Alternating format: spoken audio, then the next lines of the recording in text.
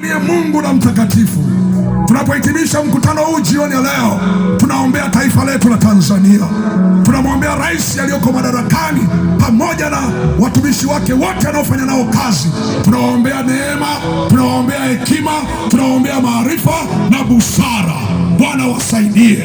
Wao ni wanadamu tu Bwana, wanaweza wakakosea kama wanadamu, lakini neema yako inawatosha. Tunaomba hekima iingie ndani yao, wasaidie Bwana. Wakati huo Bwana, tunaomba tukikataa machafuko tarehe 7, tukiyafunga katika jina la Yesu Kristo. Tukikataa vifo tarehe 7, tunaomba Mungu neema yako, kama kuna jambo lifanyike kwa utaratibu, watu wakae wazungumze, waambiane, lakini tunakataa umwagikaji wa damu kwa jina la Yesu Kristo. Bwana uturehemu, utusamehe Tanzania. Kama tumekukosea Mungu, tusamehe. Tunaiombea nchi yetu neema yako. Tunaombea watoto hawa wagonjwa walioko hospitalini, ikitokea shida watakosa matibabu. Jehova, tunaomba rehema kwa ajili yao katika jina la Yesu Kristo mwokozi wetu.